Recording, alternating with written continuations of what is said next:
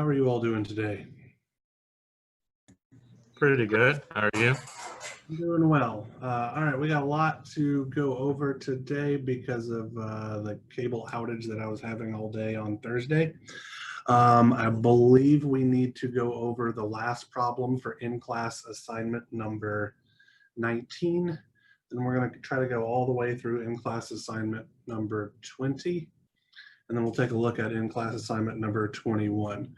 But before we do that, I got a couple of emails over the weekend, I believe, where there were some people that were still having some questions about performing complex mathematical operations on their calculators. So if anybody's willing to volunteer a question or anything about what they're having errors with, I'd be happy to address that right now.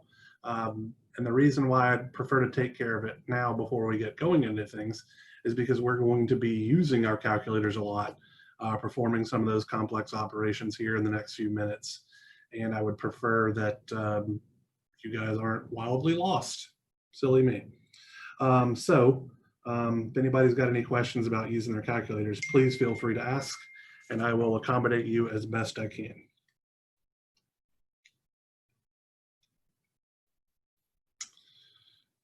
All right, nobody's saying much anything, so I will assume that you guys have figured things out. All right, so that's not the button I want. Share this guy. All right, so let's go back to in-class assignment number 19. So in this problem, we are asked to determine the equivalent impedance seen between the terminals of this network.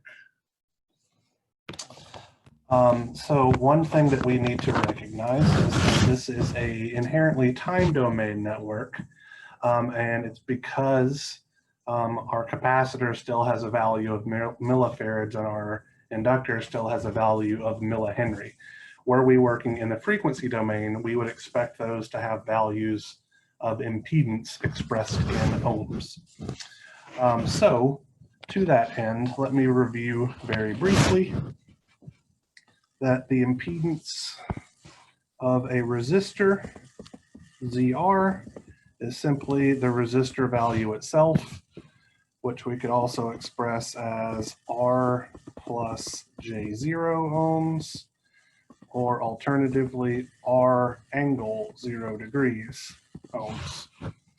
The impedance of a capacitor, ZC, is 1 over J omega C, which we could express as 0 minus J times 1 over omega C. In rectangular form, 1 over J is the same thing as negative J. This would be in ohms. And from this, this would be 1 over omega C angle minus 90 degrees ohms in polar form. And lastly, the impedance of an inductor is given by J omega L, which would be 0 plus J omega L in rectangular, or omega L angle 90 degrees, positive 90 degrees ohms in polar form. So with that in mind, we can determine the impedance of all of these circuit elements, where we also need to recognize that omega, the angular frequency, is simply 2 pi multiplied by the linear frequency f, which in this case, that's going to be 2 pi times 10 to the 3 radians per second, because 1,000 is the same as 10 to the 3. So from that, our 10 millifarad capacitor is going to look like 1 divided by J times 2 pi times 10 to the 3 times 10 times 10 to the minus 3, because we're dealing with millifarads.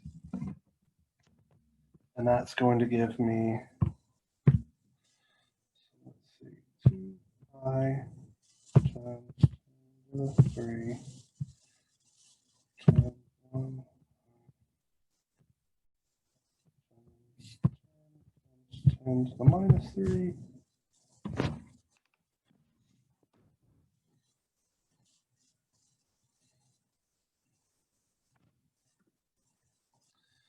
15 0.016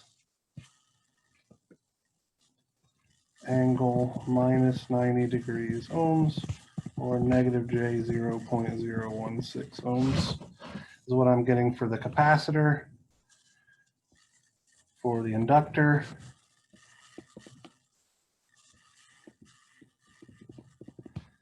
this is going to be J times 2 pi times 10 to the 3 times 20 times 10 to the 3 .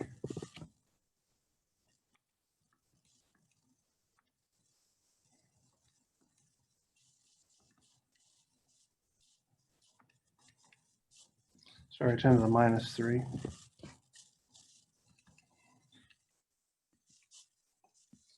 Which I get to be 125.664 angle positive 90 degrees, or J 125.664 ohms.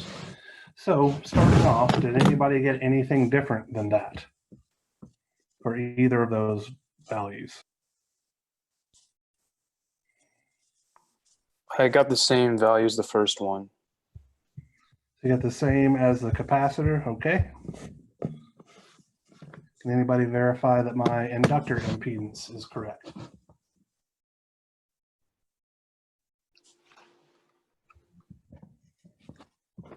Yeah, it's correct. Alrighty, so from that, we can literally just throw those values in here. It would be minus J 0.016 ohms. And over here, this would be positive J 125.664 ohms. And now, that's the wonderful thing about impedances, okay? Everything is measured in ohms, so as far as we're concerned now, everything is simply a resistor. It just happens to have, some of them just happen to have imaginary resistance values, and by that there's a factor of J. So it should be fairly obvious to see that this guy and this guy are in parallel, right? So we can call it Z right.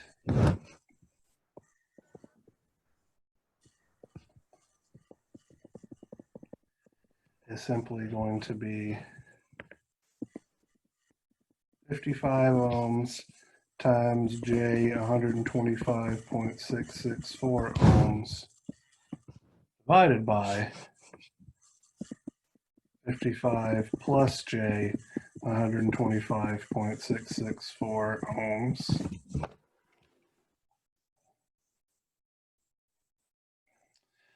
So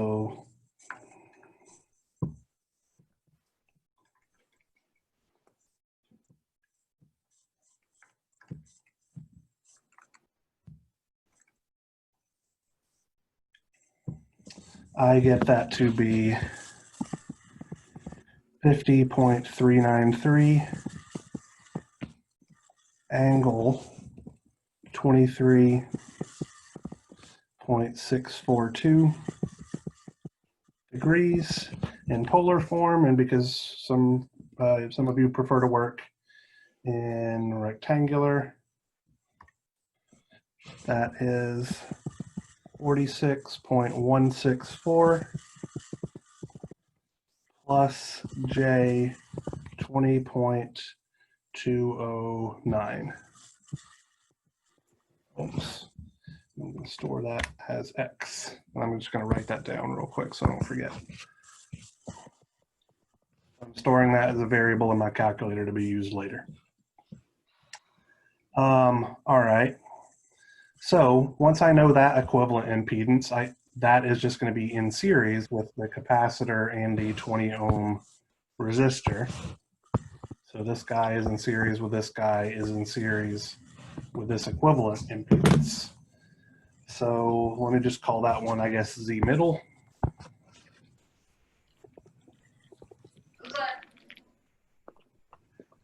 So it was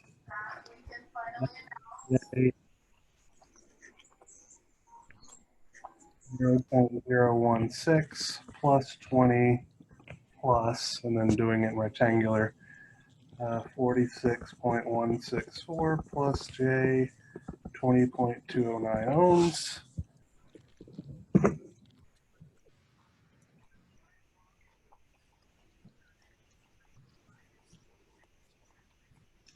Gives me 69.177, angle 16.972, or in rectangular,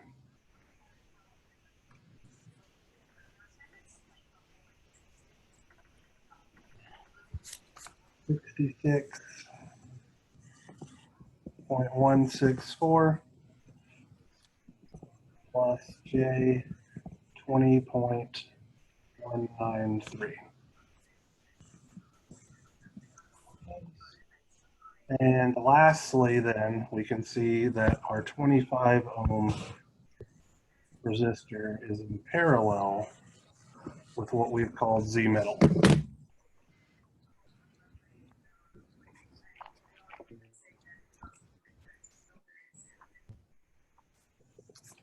Z is going to be 25 ohms times 69.177 angle 16.972 degrees ohms divided by 25 plus 69.177 angle 16.972 degrees ohms.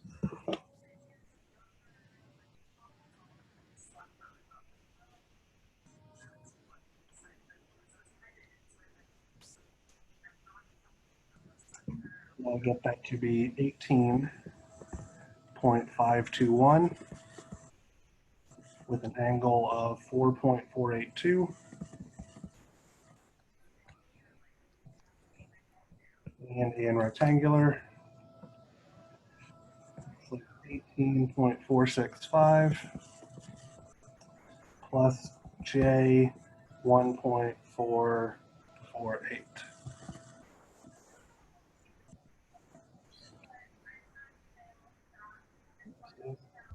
Like we have pretty much the exact same thing. Let's circle around that and compare it to this guy. A little bit of rounding error, but not that big of a deal. So really, fundamentally, finding the equivalent impedance of a network involves converting it to the frequency domain, meaning we turn all our resistances, capacitances, and inductances into impedances, and then applying our resistor combination techniques. So nothing too wild or wacky there. Any questions on this problem? Yes, sir. Cool deal. You guys should expect at least one or two of these on your upcoming exam. All right, so now let's jump over to in-class assignment number 20, where we're asked to determine the phasor voltage drop over in current through each circuit element using the analysis method of our choice. And we're given a large list of answers here that we can verify. So this begs the question then, how should we go about analyzing this circuit? And if you've watched the video I posted on YouTube, where I believe I solved a similar looking circuit in something like 6 different ways, it's really just using whatever method that you guys feel most comfortable with to do something like this. So how do you think we should approach it?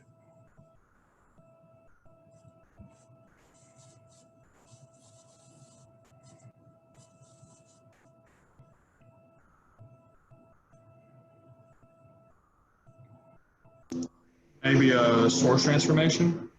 Alrighty. Use current division? Yeah, so if we apply a source transformation technique here, we have a practical voltage source because there is a voltage source in series with an impedance. What that will allow us to do is use current division to define the currents IR1 and IC, which is the same as IR2, using current division. Since we will know IR1 and IC, that means we'll be able to determine the voltage VR1, the voltage VC, and the voltage VR2. So that is a pretty simple way in order to determine an awful lot of information about our system. That seems like a very good choice. So we already have a frequency domain circuit, so I don't need to do any conversions here. So the only thing that I'm going to do is the source transformation and redraw it. So let's see, that's a voltage source. And so we're gonna have a current source directed up. And we're gonna take 120 angle minus 20 degrees and divide that by 30 angle minus 90 degrees. And to me, that looks like 4 angle minus 110.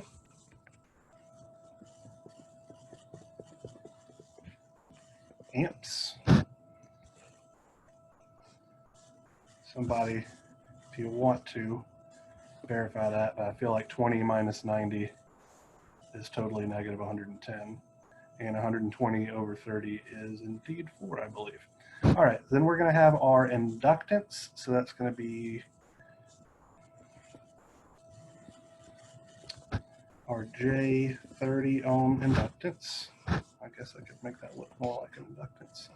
In parallel with our 10 ohm resistor. Then we have a minus J25 ohm capacitance up here. And a 15 ohm inductor over here. And to be very clear here, the quantities that I can determine now are this current IR1, this current IR2,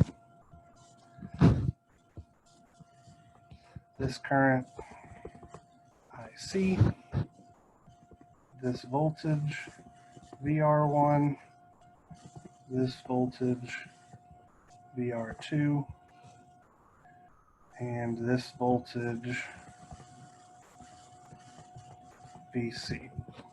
I can't determine IL and VL right now.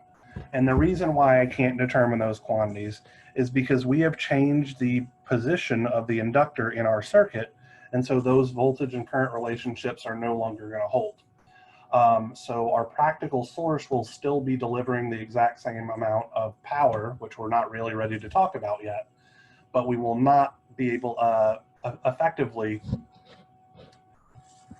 the voltage drop over the terminals of our practical source will remain the same, and the current exiting our practical source will remain the same, but all of the internal characteristics could be different, so we can't figure those out. All right, so I believe the suggestion was that we should use current division to find the current IR1. And so we could say that IR1 is going to be our source current for angle negative 110 degrees amps. In our denominator, we're going to have 1 over J30. We're going to have 1 over 10. And we're going to have 1 over 15 minus J25 ohms. So first, does anybody have any questions about where that denominator came from?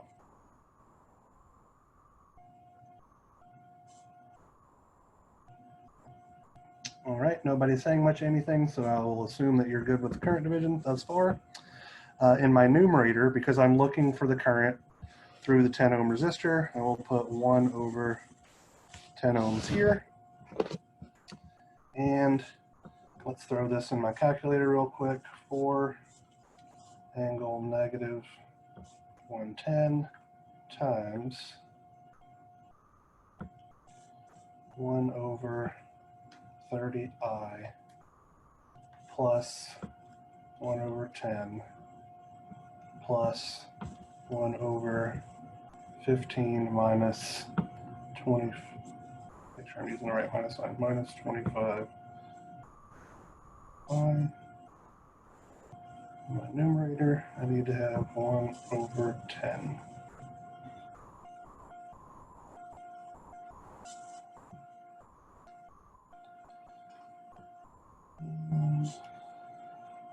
Close my parentheses, and I get 3.398. The angle of negative 108.091 degrees amps, which matches this guy. Okay, now we can determine IR2, which is the same as IC as 4 angle negative 110 degrees amps. And I have the exact same denominator. So 1 over J30 plus 1 over 10 plus 1 over 15 minus J25 ohms. So what goes in my numerator here?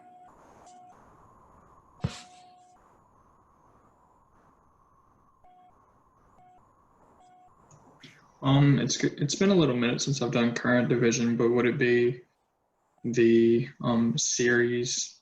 So would it be 15 minus J25 ohms, or would it be 1 over 15 minus J25? 1 over 15 J25. Okay.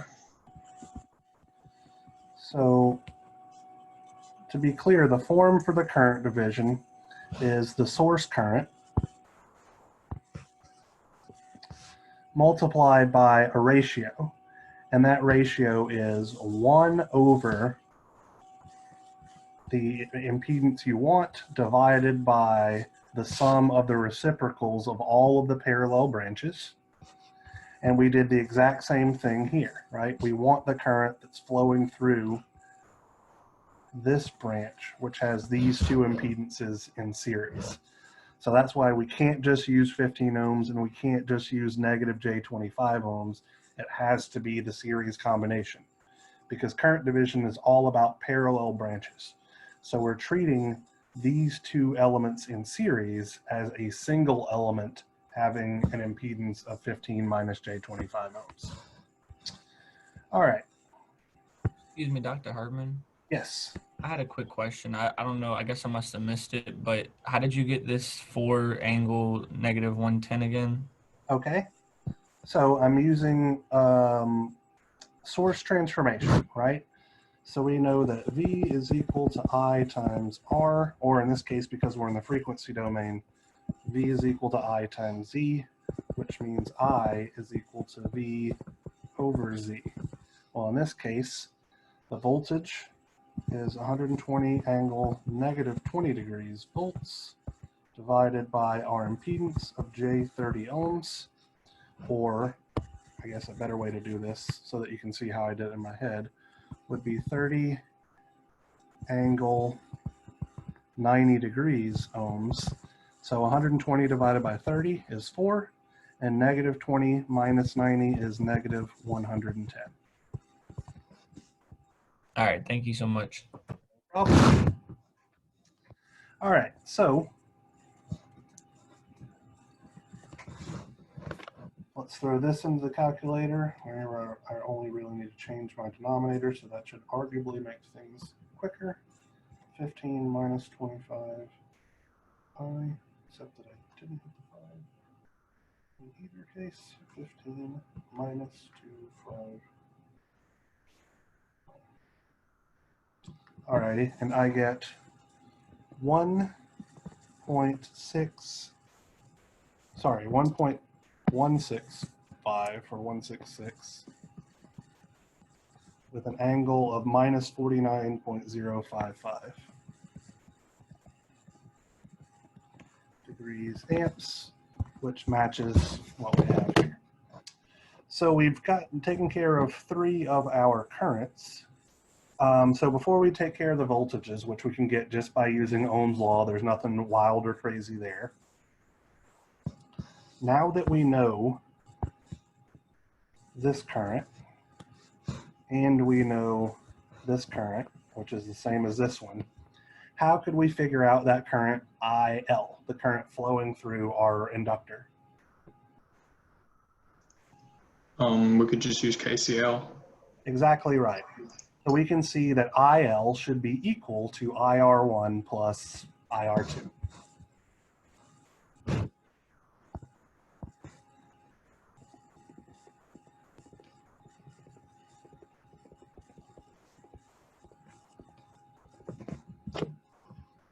So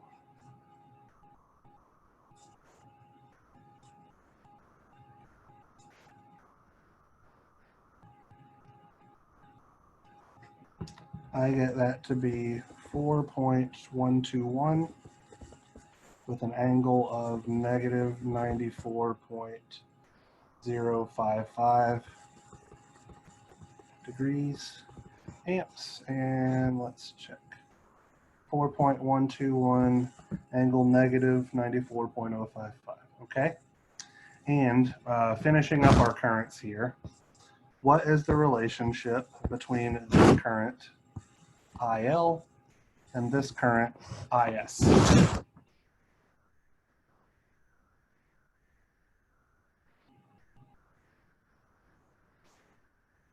Is it IL minus IS equals IR1 plus IR2? I think you're putting too much effort in here. Okay. So the current IL is the current that's flowing up through the source, and the current IS is the current that's flowing down through the source, right? Yes.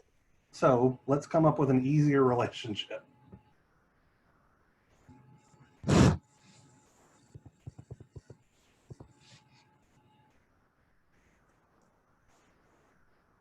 So what happens when we have currents flowing in opposite directions? What do we do?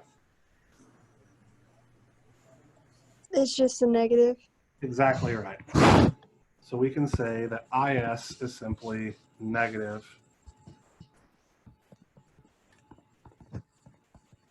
IL, which is 1 angle plus or minus. In this case, I'm going to say plus 180 degrees times 4.121 angle negative 94.055 degrees amps, which is going to be 4.121 negative 94.055 plus 180 angle positive 85.945 degrees amps. So those are all of our currents. So now we just need the voltages. Well, voltages are going to come pretty easy. I think we have enough room to sneak them in over here. So for instance, the voltage drop VR1 is simply going to be IR1 times ZR1.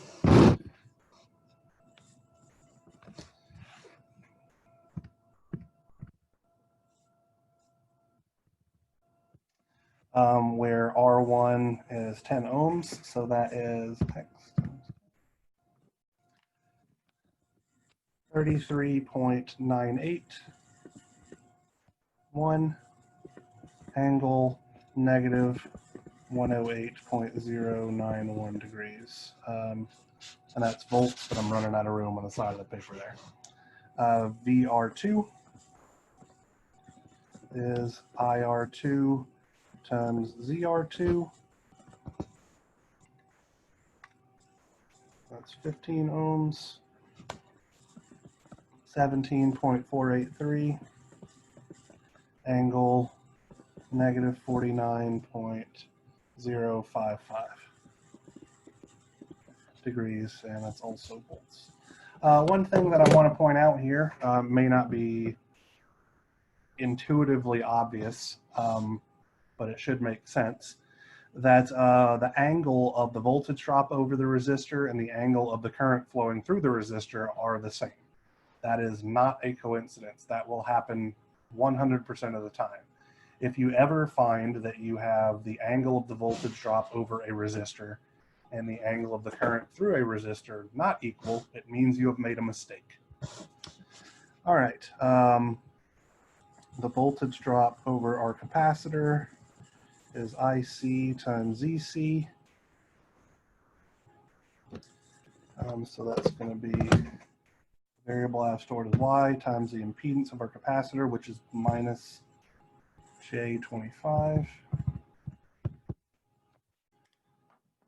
29.139, angle negative 139.055.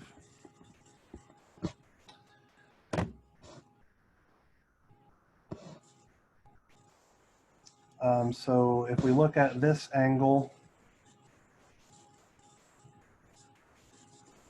here, and this angle for the current, we can see that the current is leading the voltage by exactly 90 degrees, and that will always be true for a capacitor. So there's a 90-degree phase shift, and the current is leading because the angle is less negative.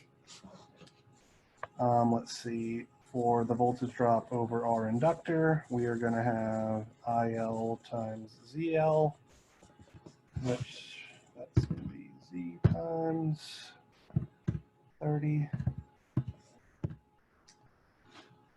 123.624,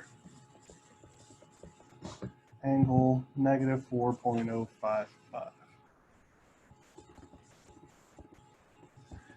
And we see here that the current positive, so there's still a 90-degree separation here. Oh, sorry, this is the one I should be looking at. Right here. So there's still a 90-degree separation, but in the inductor, we see that the current lags the voltage. For a resistor, current and voltage are in phase. For a capacitor, the current leads the voltage by 90 degrees, and for an inductor, the current lags the voltage by 90 degrees. I think I mentioned that when doing the phasor relationships for voltage and current in all of our circuit elements, but we're going to be using those relationships later on in our power analyses to greatly simplify some equations. Lastly, the voltage drop over our source, which we were told is 120 angled negative 20 volts, and all of these should match. So that's right, 123.624, yep. 33.981, yep. 29.139, a little bit of rounding there, no big deal. 17.483. So using current division was a perfectly acceptable way, not current division, source transformation and then current division was a perfectly acceptable way to analyze this circuit. I'm not going to go through the full thing here. I'll just talk about a couple of other ways that you could do it pretty easily. So you could notice again that these two elements are connected in series, and then those two in series is in parallel with this guy. So you could do voltage division to find out that the voltage drop VR1 is going to be the same as VC plus VR2. And then once you know that voltage drop VR1, you could use voltage division again to get VC and also get VR2. Then you could use Kirchhoff's voltage law to get VL, and then you could use Ohm's law to get all the currents. So one way to do it was source transformation and current division. Another way to do it is leave it alone and use voltage division multiple times. You could also do nodal analysis if you were feeling squirrely, mesh analysis as well. So one of the good things and one of the bad things about these steady state sinusoidal circuits is that you can approach them in really any possible way that you see fit. What your intuition is at this state in your circuit analysis career, as it were, may not always lead you to the most efficient route. But that being said, you could force your way through using just resistor combination techniques and Ohm's law to get all of these quantities if you were a glutton for punishment and wanting to work this problem in the most tedious way possible. So realistically, all the circuit analysis that you would need to use this to solve this problem, other than the fact that it has complex numbers, you learned within the first couple of days of class. Any questions on this problem? No, sir. Alrighty. Well then, let's look at number 2 here. This is the last of the 2 problems in this particular set. And we are told that we want to find the value of the impedance Z there in the middle of the circuit if our source voltage is 12 angle 0 degrees volts and the voltage drop over the 1 ohm resistor is 4 angle 45 degrees. So what I'm going to do here is I'm just going to identify a couple of things that we're going to need to know. We're going to need to know this current, IZ, and we're going to need to know this voltage, VZ. And the reason is, by definition, our impedance, Z, that didn't work right, is the ratio of the voltage VZ divided by the phasor current, IZ. So my question to you guys is, how could we go about figuring out what those quantities are?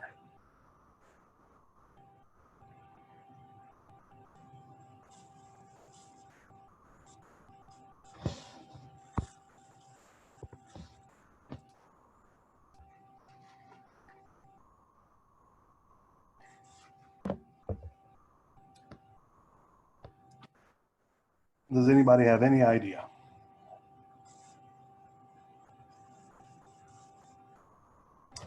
All right. Based on the information that we know, what voltages or currents anywhere in the circuit could we solve for? Let's start there. The current of the VO. Okay, so you're saying that we can figure out this current, which I'll label as I0 or I naught. And you're correct. So what would be the value of I naught? The voltage for angle 45 divided by 1 ohm.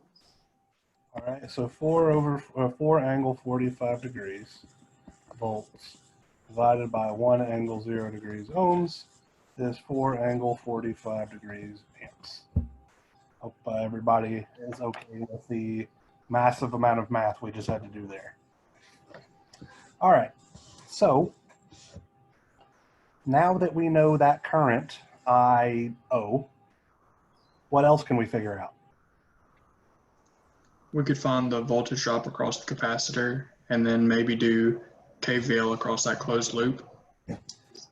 So maybe, no, we are exactly going to do that because that will allow us to calculate VZ. So this is our voltage VC. So what am I going to do? I naught times negative J1. All right.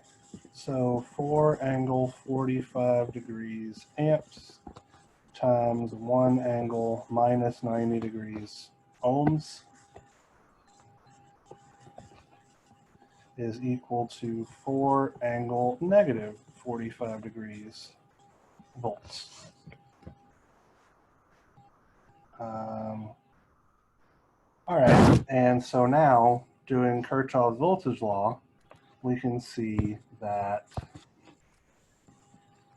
VZ is just going to be equal to VC plus V naught. So that's 4 angle negative 45 degrees volts plus 4 angle positive 45 degrees volts is something I can't do in my head.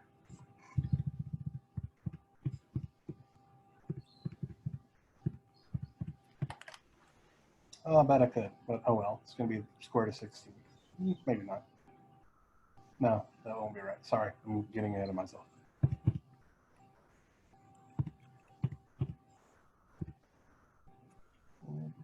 Positive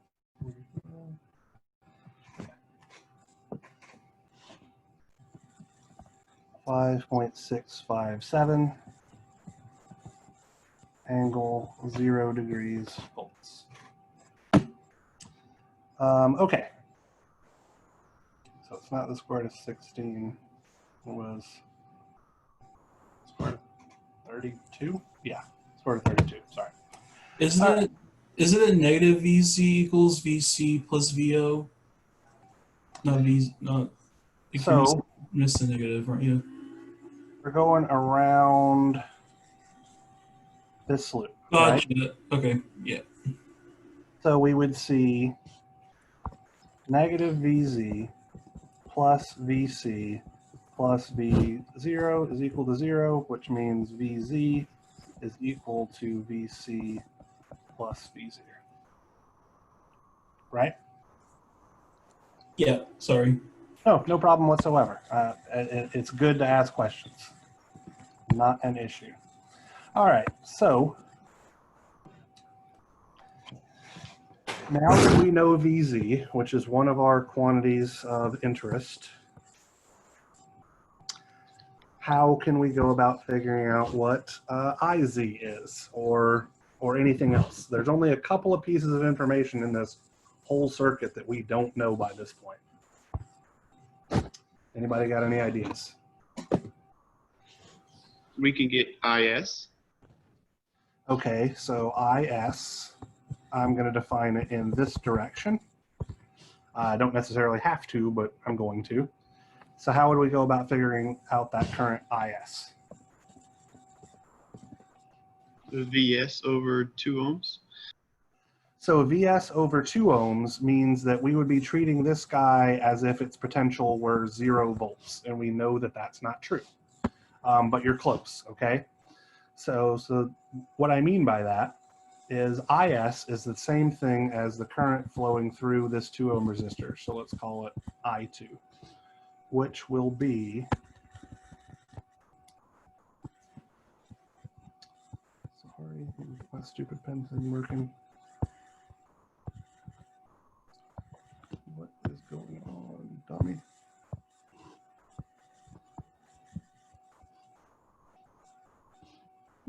There we go.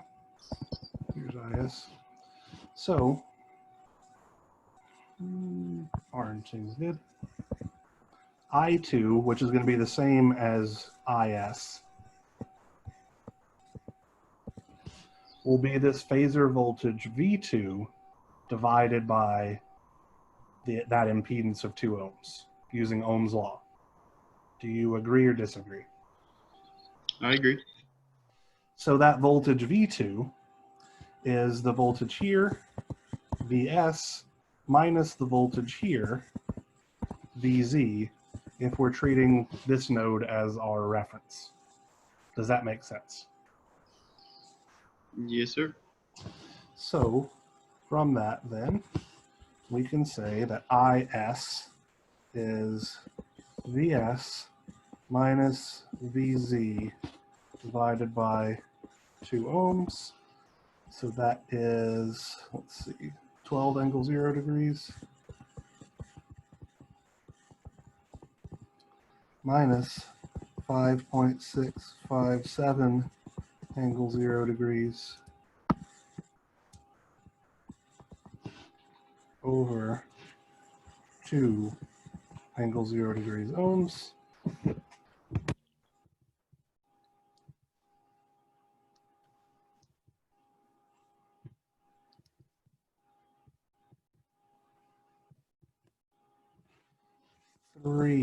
.172 angle 0 degrees volts. Oh, amps, I'm sorry. So now, how do we figure out what IZ is? Is minus Io. Okay, so if we do KCL here, we have IS going in, and then IZ plus IO going out. So I'm just going to write this down. I think you're right. I just want to make sure I'm not messing up a sign. So IS is equal to IZ plus IO, which means that IZ is equal to IS minus IO. Yep, that's exactly what you said. Great.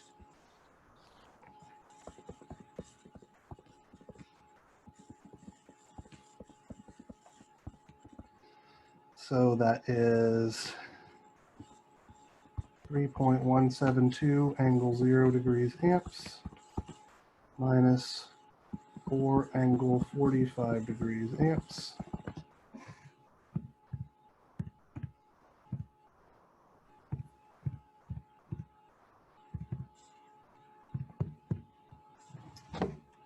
Gives me 2.849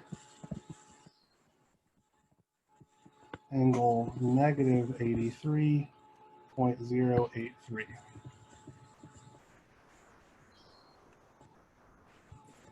And now,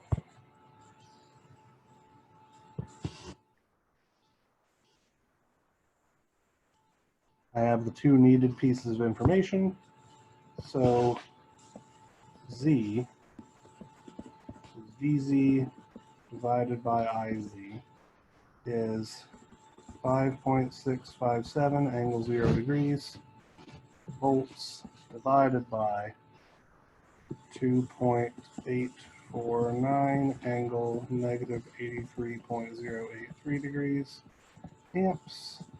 So it's going to be something angle positive 83.083 degrees. And that something is 5.657 divided by 2.849. 1.986.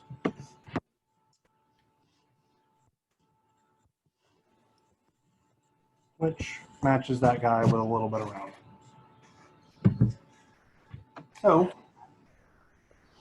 steady state sinusoidal circuit analysis. What are you guys thinking?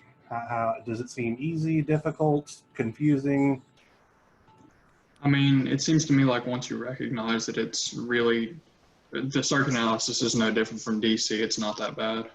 Right, and that is exactly the case that I am trying to make to you guys.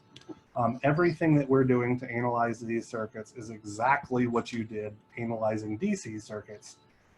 You just now have a little bit of extra bookkeeping because of the presence of complex numbers. That is literally the only change, okay? So if you are comfortable with DC circuit analysis, which I hope you are at this point, then these problems shouldn't be particularly difficult. It's really just making sure that you're you're keeping up with things well. On your web work assignments and all that kind of jazz,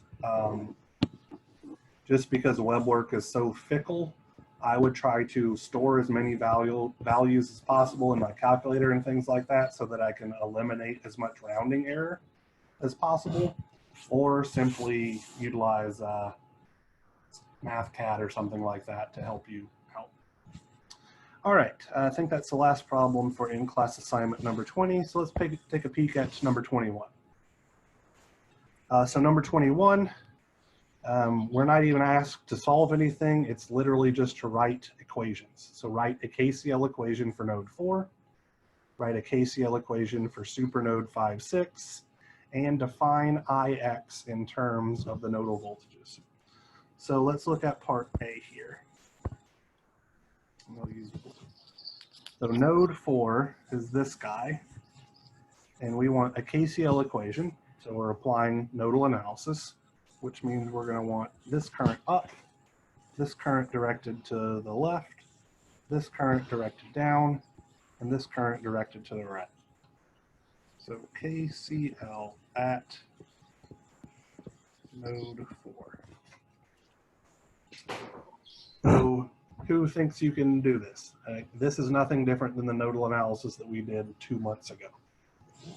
Maybe V4 minus V3 over 1 ohm. All right. Plus V4 minus V1 over negative J2 ohms. All right. Plus V4 minus V5 over negative J5 ohms. All right. Minus 2Vx equals 0. Fantastic. So again, nothing remotely different than what you did when we were doing nodal analysis with DC circuits. All right, so supernode 5, 6. So let's draw a circle around that. 5, 6. So that means we're going to want this current up, this current to the left, this current down, this current up, this current down.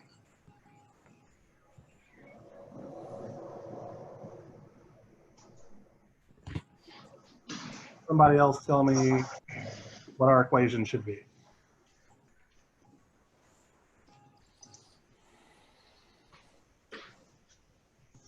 V5 minus V4 over negative J5 ohms. All right. V5 minus V2 over 7 ohms. All right. V5 over 4 ohms. Okay, that's that one down. V6 over J6 ohms. All right. And then V6 minus V2 over 2 angle 0. Oh, wait, no. Minus, that would be plus 2 angle ohms.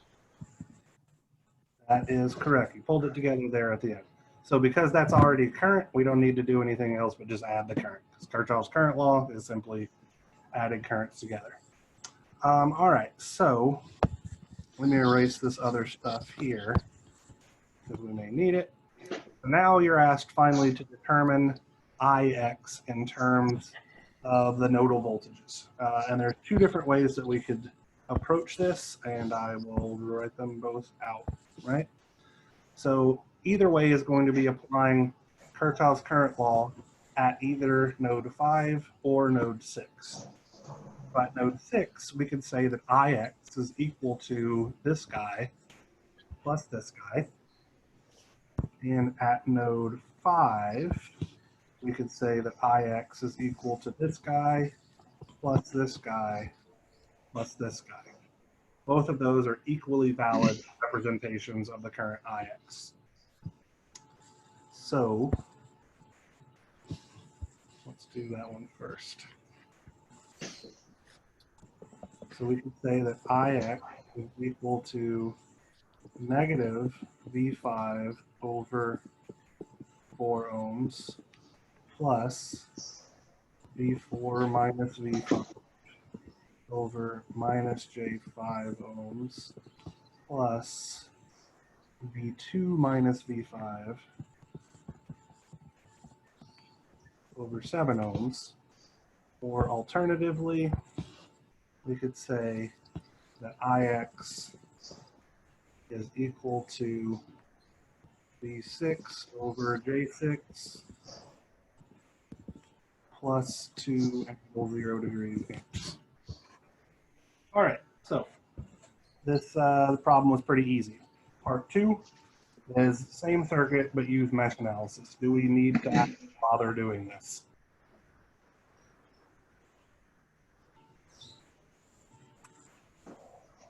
Or does everybody remember how to apply mesh analysis? Yeah, I remember how. Can we at least do part A? Sure, absolutely. So we're writing a KVL equation for mesh 1. So mesh 1 is this guy here. So we're going to follow around this loop, right? So Cheyenne, if that was you who was talking, which I believe it was, if we follow this loop around, what's the first thing we see? We see the voltage source. Okay, and do we see the negative polarity terminal or the positive polarity terminal? The negative. All right, so we'll have negative 12 angle 0 degrees volts. What's the next thing we see? We see the capacitor. All right, so we're going to have the impedance of the capacitor minus J2 ohms. What mesh current flows through that capacitor? I1. All right, and what's the next thing we see? We see the resistor, so it's just going to be plus I1. Oh, sorry. 1 times I1 minus I3. Equals 0, and there we go.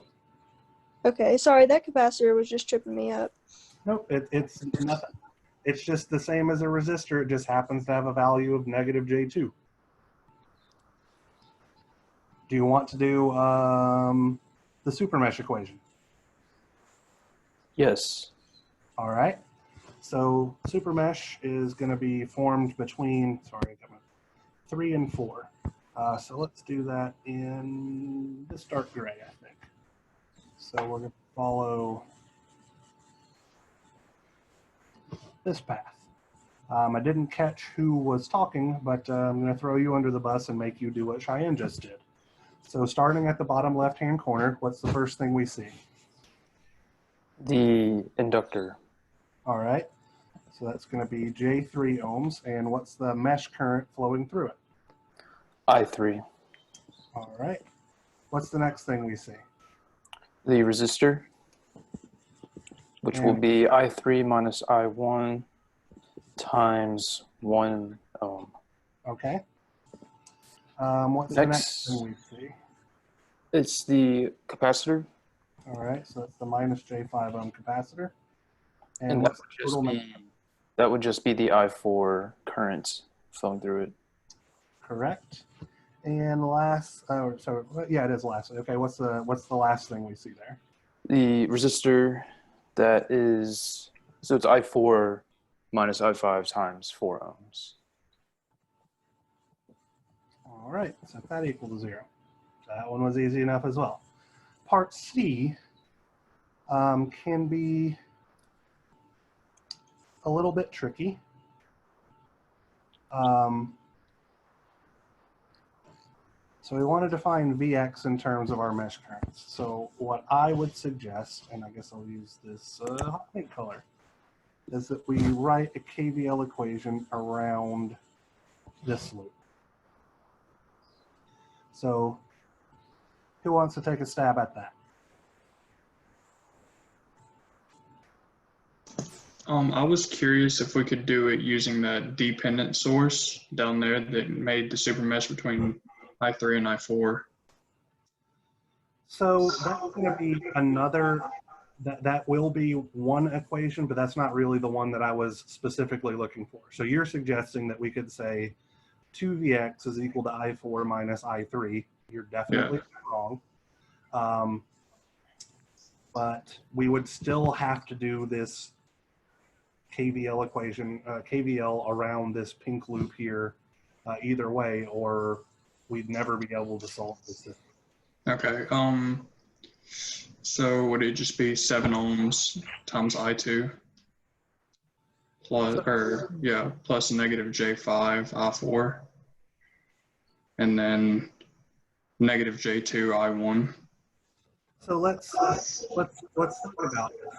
Okay, so you said 7 ohms times I2, which implies that we're looking for this voltage drop. I want to call this V7 ohms. And then you said I4 times minus J5. Well, I4 has this polarity because the current I4 is flowing into this one, and we're assuming that all of our impedances are absorbing power here. So this would be V minus J5 ohms. And then similarly, we would have a V minus J2 ohms. So, actually, I don't think you said that one particularly. So the reason why I'm hesitating here is because it's really easy to screw up signs if we don't think about things here. Mm-hmm. So what I am going to suggest is that we define this voltage in this way, and then this voltage is VC1, and then this voltage VC2. And the reason why I've defined my voltage drops that way is because they are all of the opposite polarity of Vx, which means that we could say Vx is equal to the voltage drop I have listed as V7 plus VC1 plus VC2, right? Yep. Now we'll go through and figure out what's what with our mesh currents, okay? Okay. So, starting with the 7 ohm resistor, which seems perfectly reasonable, we're going to have 7 ohms. But the current that's flowing into the positive polarity terminal is what? Negative I2. Negative I2, exactly right. And we're going to have our capacitor 1, so negative J5 ohms, and the current that's flowing into the positive polarity terminal of that voltage drop is? Negative I4. Negative I4. Yeah, we're good. So I just wanted to be really clear about the way that we were doing things, because it's very easy to mix them up if we're not paying attention there. And this would be negative I1. Yep. Okay. And that would allow us to solve Vx. Okay, so that is in class assignment number 21. So, does anybody have anything else they want to talk about? Any homework problems? Anything about steady state sinusoidal analysis that just doesn't seem to be clicking? Because starting tomorrow, we are going to move on to our last 3 lectures in this class, all dealing with power in steady state sinusoidal circuits in some way or form. So I have a question. Yes, sir. Just a refreshment. What do the complex numbers mean in a circuit? So we use complex numbers to avoid working in the time domain. So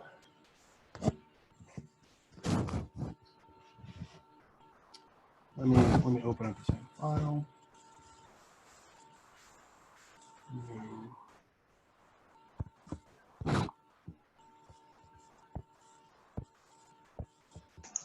I remember watching that time domain lecture, and I was like shocked at how much work went into one simple circuit like that.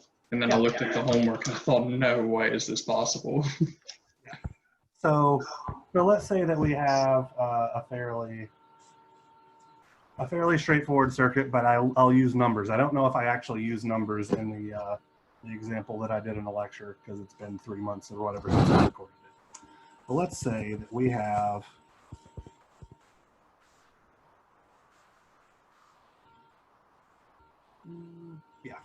this will work. A voltage, let's call this Vs of t. 5 ohms and 5 henries. Right? So we could say that there's some voltage drop Vr of t and some voltage drop VL of t, where Vr of t is the voltage drop over the resistor and VL of t is the voltage drop over the inductor. The Vs of t is a sinusoid, so let's call it 10 cosine 3t volts. Okay. Our assumption, what we're trying to find here, let me define this, is this current I of t, the current that flows through all of our elements. And our assumption here is that IL of t will be of a form Im, so it's going to have some magnitude, cosine 3t plus a potential phase angle theta I. Okay? So I can write a simple equation that says that Vs of t is equal to Vr of t plus VL of t, and then I can express Vr of t as 5 ohms times I of t plus L, which is 5 henries, times di by dt. So we have a first order differential equation, and we're going to substitute our guess in, which is this, and we will find that we have 10 cosine 3t volts is equal to 5 ohms times Im cosine 3t plus theta I, plus, let's see, when I take the derivative here, I'm going to have 5 henries. When I take the derivative of my cosine function, that's going to give me 3 radians per second times Im cosine 3t plus theta I. Well, and I can group like terms, and I'm going to have 10 cosine 3t volts is equal to Im cosine 3t plus theta I multiplied by 5 ohms plus 5 henries times 3 radians per second. Let's see.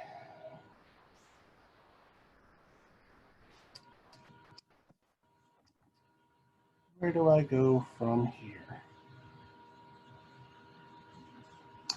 So from here, I would actually start employing trig identities and all that kind of jazz. So to answer your question, we're using complex numbers to avoid having to use calculus, a lot of calculus and a lot of trig to even answer as simple of a circuit as this. Like we're at a point right now where we're going to have to start using several trig identities in order to determine what this value Im is and what this value theta I is. Whereas if we work it in the frequency domain, our circuit is, let's see, 10 angle 0,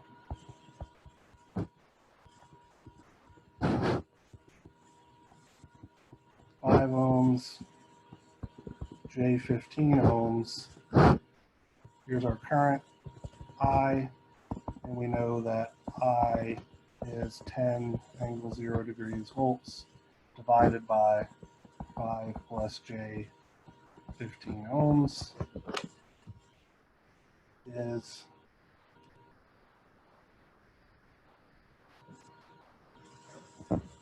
oops,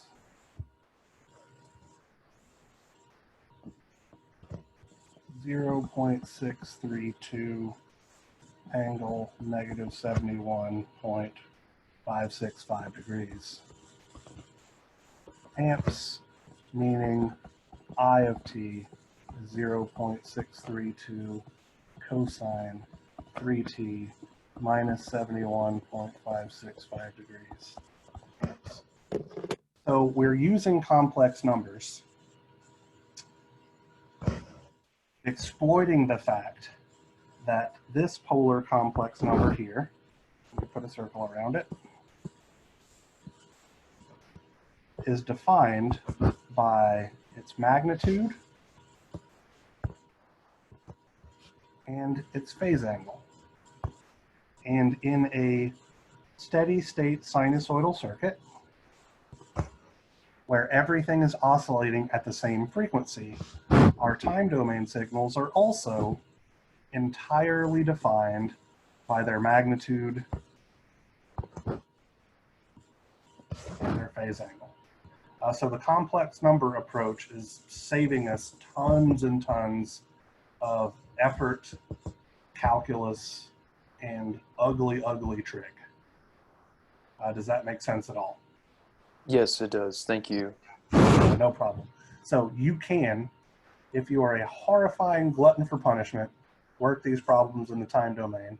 But how, I got my YouTube thing pulled up here, so let's see. I want to see how long that video was. Let's see. Next page.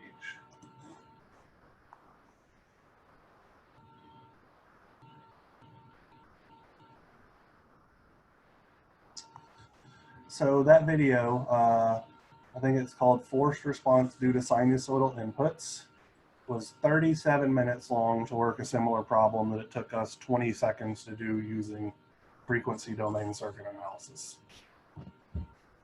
Yeah, yeah, I understand now. Okay. Crazy. All right. No, I mean, I'm not trying to be contrite or anything like that. It's just No. Yeah, I understand now. Thank you. All right. Any other questions regarding any of this sinusoidal steady state stuff? And if you got questions, please ask, because the stuff that we're about to do depends on you being comfortable with the steady state sinusoidal circuit analysis. This doesn't have to do with the circuit analysis, but are you going to upload the video recordings, like the Zoom lecture meetings from the ones two from meetings last week? Yes, they are up on YouTube, but I have not linked to them in Moodle. I will do that as soon as we finish up here. Okay, thank you. Mm-hmm. Yeah, I had some issues where I don't know why YouTube just, I can upload the video and then it will spend 4 hours processing it, get stuck at like 93%, and then tell me to delete the video. And that happened multiple times this weekend, but I have them up now. I had to re-edit them today. So yeah, I'll get those up. Or they're already on YouTube, and I will get the links up in your Moodle pages within 10 minutes of class wrapping up. Well, we have to submit the in-class assignment for last Thursday. So we just did it, so you can. With regards to the due dates on in-class assignments and all that kind of stuff, I think I've explained this a couple of times, but it's been a hot minute. So the in-class assignments are really just a participation grade. So if you do them, I don't really care when you do them. So even if you turn it in at the end of the quarter, I will still, for the, say, in-class assignment 1, you turn in 10 minutes to 5 on the day that, the last day of the quarter, you'll still get full credit. So, yeah, Okay. you can turn it in now. I know the due date is expired, and I could go change it, but I'm not going to penalize anybody for turning them in late ever. So, I'm also going to drop 3. So if you've turned in all the other ones and you just don't feel like it, that's okay too. Okay, cool. Thank you. Yep, no problem. So you get 3 free ones because you're allowed 3 free absences before I'm supposed to start yelling at you or whatever. But in this weird online thing, I don't know how I could possibly tell who's here and who isn't on a daily basis because some of you guys have internships and stuff and you're not supposed to be here. So I'm just I have gonna a question. It might be really weird, but I still use the grading calculator from the 120 series, and I tried to log on there, and it was asking for a username, so I didn't know if they locked it to where only 120 students could get in there now, or what. But I was just wondering if you knew what that was about. I don't know. You would have to talk to Dr. Corbett. So you're saying the Excel file and all that kind of stuff? Mm-hmm. Figure out what your grade is? Yeah, I mean, you can make one of those in 10 minutes by yourself. Yeah, I know, but it's so much easier to get on the 120 website. Okay, well, yeah, talk to Dr. Corbett and she might be able to let you on. I haven't taught in 120 in a while, so I'm not sure if I even have access to that anymore. Dr. Hartman, Yes. how will the grading scale change? I guess, are we still doing labs? So I kind of forgot about them. So what's going to happen is however many points those are, you guys just get them because you have successfully completed all of the 0 labs that I've assigned. Okay, So thank you. the grading scale isn't going to change. You're just going to get 5 points or whatever because I forgot about them. You said they were free, right? Just out of curiosity, they may be interesting to do on our own time. So what were they called? How did we access them?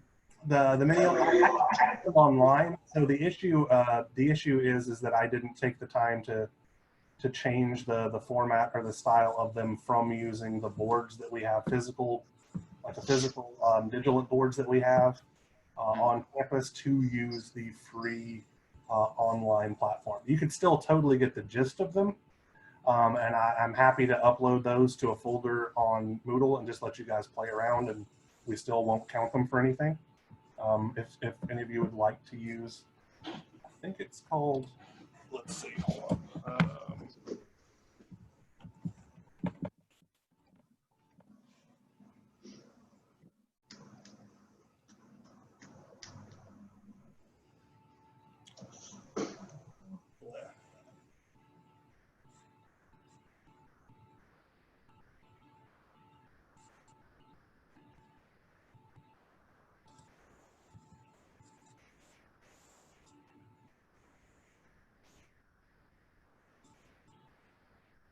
Yeah, so if you go to tinkercad.com, which is a free, like I started using it, gosh, almost a decade ago, I think, for 3D printing stuff. They now have a free circuits platform for you to simulate circuits on. And it's, I don't know, it's fairly straightforward to use when I was playing around with it. It's not my preferred circuit simulation tool. That would be a program called LT Spice. It's much, much more powerful, but it's also way less user-friendly. But yeah, I can put those mini lab assignments up and let you guys just kind of play around with stuff if you choose to do so. And you can use whatever online circuit simulator you care to use to try to supplement your knowledge. All right, thank you. Any other questions or anything?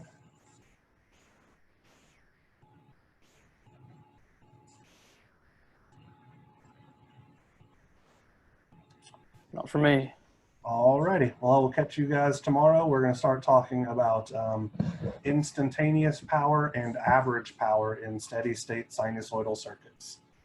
So the first, I don't know, gosh, 20 minutes or so of the video is some math and trig identities, and then we will later learn on how to not have to do so much math to get similar results, because that's what circuits is. It's figuring out things the hard way and then going, gosh, this would have been way easier if we would have just jumped to that.